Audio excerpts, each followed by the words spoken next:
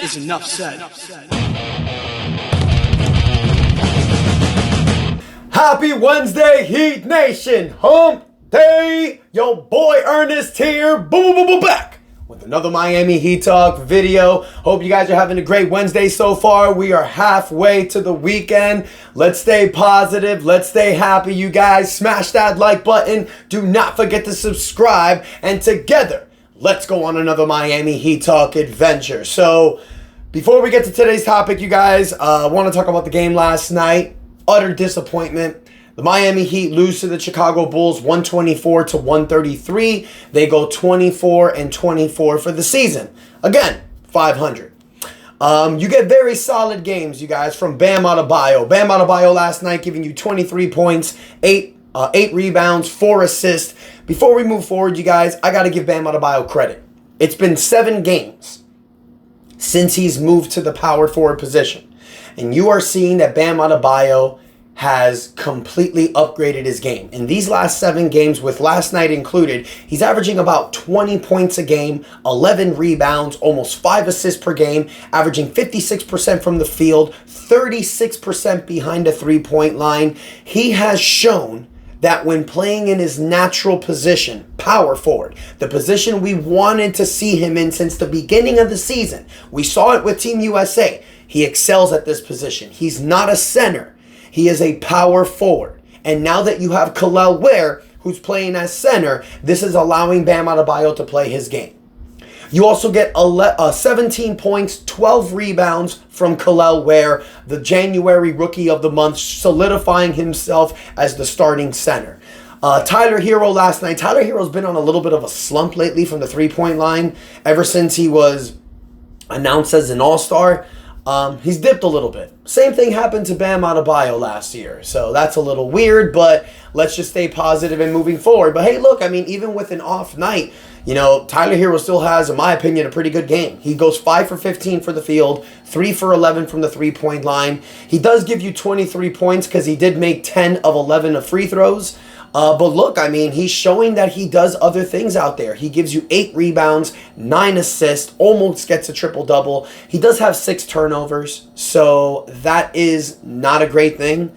I mean, look, if Tyler Herro has a better game last night, we win. Because when you look at our Big Five, and I call them our Big Five because these are our building blocks for the future. Kel'el Ware, Bam Adebayo, Tyler Herro, Nikola Jovic, and Jaime Jaquez. All 5 of these games had great games. All 5 of these guys, had great games. Nikola Jovic off the bench gives you 20 points, 2 rebounds, 2 assists, 5 for 7 for the three-point line. Jaime Jaquez in 22 minutes gives you 14 points, 4 rebounds, 5 assists. Terry Rozier is ass again. There's no other way of saying it. I don't know why he's been given these 29 minutes. He goes 2 for 12 for the field, 1 for 6 from the three-point line, 5 points. 5 points. Alec Burks, 9 points in 18 minutes off the bench. I've told you guys, Alec Burks is a microwave who comes off the bench. This is a guy that should be given minutes. I mean, I don't know why Terry Rozier is still given minutes. It's just for the money that he makes, but he's playing like trash. But Heat lose this one, you guys. I mean, you have a game tonight against the Philadelphia 76ers, the second night of a back-to-back. Joel Embiid isn't playing tonight. You know, the Miami Heat will most likely get the dub on this one, but this is what's so frustrating about this season, you guys. Anytime the Miami Heat have any type of momentum, and this has been going on since the 2023 season, I feel. Anytime the Miami Heat have an opportunity to get some type of momentum, whether it's winning 3 straight, whether it's winning, whether it's beating a team where you're tied and you need this win to get to the next level, to the next seed, all of those games, the Miami Heat lose. And it's frustrating as a fan because when you see a 24-24 record, it is mediocre. You're living in purgatory. It sucks. The Heat right now are competing to get out of the play-in. They're fighting for that 6th seed against teams like Orlando, Atlanta. So you need this win tonight against the 76ers. And had you won last night against Chicago and maybe won tonight, it would have given you a 3-game winning streak and you would have been comfortably as the 6th seed. But no, you're fighting for to get out of the play-in. It's just the way it is. Now, The only way that we're going to get out of this play-in predicament, you guys, is with help. One thing I'm noticing about this team, you guys, they play great. The starting lineup is really good. But at times, you get lackluster performances from guys like Haywood Highsmith and Duncan Robinson. Now, I'm not saying that they're bad players, but I'm saying our starting lineup has a few holes. It's a great lineup when you have Tyler Hero, Kel'el Ware, and Bam Adebayo out there. But with Haywood Highsmith and Duncan Robinson, at times, you're lacking certain things, especially if they're both having an off night. You need somebody else in that starting lineup who's going to help you moving forward. I love Nikola Jovic and Jaime Jaquez coming off the bench. I think that should stay with their roles the whole season. Get Terry Rozier out of here, but you can't, so you're stuck with him. But you need to trade for somebody who's going to help you now. And right now, you guys, it is the day before the trade deadline, and there has been no trade with Jimmy Butler. By tomorrow, 3 p.m., if the Miami Heat have not dealt Jimmy Butler, we are stuck with him for the rest of the season. Now, I want to talk about a report that came out from Mark Stein yesterday, you guys. Mark Stein is one of the biggest reporters for the NBA. He knows when things are going down. And Mark Stein is reporting that the talks between the Golden State Warriors and the Phoenix Suns for Kevin Durant are heating up. And this may involve Jimmy Butler going to the Miami Heat. Jimmy Butler going to the Phoenix Suns, But how would something like that happen? Well, this is going to go back to what we've said. The fact that the only way that the Miami Heat and the Phoenix Suns can complete a trade is a multi-team trade. Now, for all we know, you guys, you saw Kevin Durant's reaction when Luka Doncic got traded. He kept saying nobody's safe in the NBA. We don't know if there's something that's been breaking down between the Phoenix Suns and Kevin Durant. But if talks are heating up with Kevin Durant going back to Golden State, maybe there's more stuff that's going on that we don't know. So this could take maybe 3 teams, 4 teams, 5 teams to complete this deal. But the 3 teams that we're going to talk about right now in today's episode, you guys, is the Golden State Warriors, the Phoenix Suns, and the Miami Heat. How can they get a trade like this done?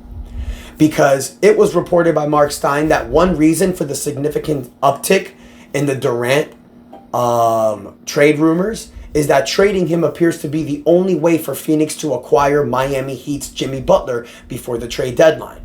It is confirmed that Jimmy Butler and the Phoenix Suns have agreed that if Jimmy Butler is traded there, he will stay there long term. They don't know that with Kevin Durant.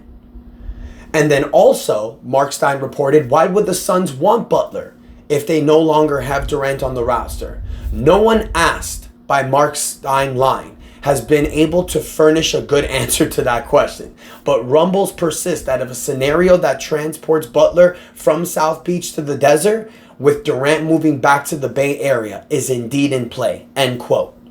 So for all you know, you guys, there's something deeper that might be going on. But if a trade like this does go down, it can benefit the Miami Heat. Now we have to remember something. You can't just make any type of trade that you want if it includes the Phoenix Suns and even the Miami Heat. Golden State is not in the aprons, so they can take back a little bit more money. Miami Heat is a first apron team. Phoenix Suns is a second apron team. So Phoenix cannot take back more money. They cannot aggregate players, which means sends multiple players. So I got something that would work. You guys let me know. Kevin Durant would go from Phoenix to Golden State. Jimmy Butler would go from Miami to Phoenix. So Phoenix is not taking back more money. They're actually sending out more money. Kevin Durant makes about $51 million this season. So you're sending that to Golden State, who can take that money because they're not in the aprons. Jimmy Butler goes to Phoenix. Jimmy Butler's making $48.7 million, I believe. That's less than what Kevin Durant makes. So Phoenix can take Jimmy Butler's contract. Golden State would have to send multiple players to the Miami Heat. It would be a package surrounding Andrew Wiggins. Andrew Wiggins has 3 years, $85 million left in his contract. The final season, which is the 26-27 season, is a player option, which means he could opt out of that contract, giving the Miami Heat flexibility. So that is a contract I believe Miami would be willing to take. You also have Dennis Schroeder. making $13 million. His contract expires this season. I know Schroeder hasn't been playing that well with Golden State, but he is a point guard, which is something the Miami Heat would need. And he also has an expiring contract, which is perfect. He gets off our books after this season. Then you would need to take a third player. Now that can be a lot of different options. You have Gary Payton, who's making $9.1 million, who expires this year. You have Jonathan Kuminga, but if you trade for Jonathan Kuminga, you're going to have to give him a contract extension. And I don't think Golden State is willing to deal Kuminga. I'm cool with that. No worries. Give me Payton. There's also Buddy Hield. They have a lot of different players that are making a type of salary that you can add as the third player to fill in this gap.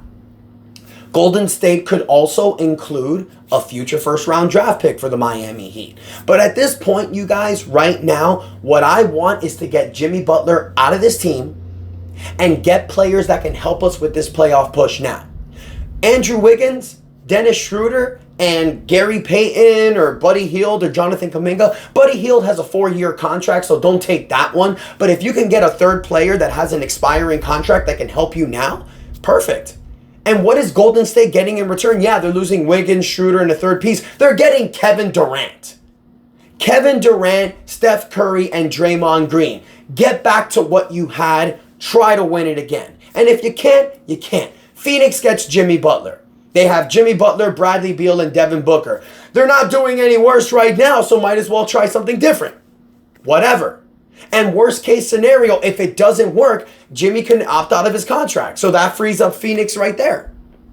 So they're starting to build their building blocks for the future. And for the Heat, it helps us now. I think this is a winnable trade. I want to hear from you, Heat Nation. Let me know what you guys think in the comments. Don't forget to like, share, and subscribe to the channel. I know this is a crazy 3-team trade. Might not happen. Might happen. For all you know, you guys, tomorrow we wake up and Jimmy Butler is dealt to Memphis or Golden State, like what I mentioned yesterday. It's been a crazy NBA trade deadline season, one that I'm ready to get over with, one that I'm ready to move forward on. I hope that he can trade Jimmy. If not, we're stuck with him for the season. Let me know what you guys think in the comments. Don't forget to like, share, subscribe. Y'all appreciate the support. Until next time, your boy Ernest out, and that is enough said.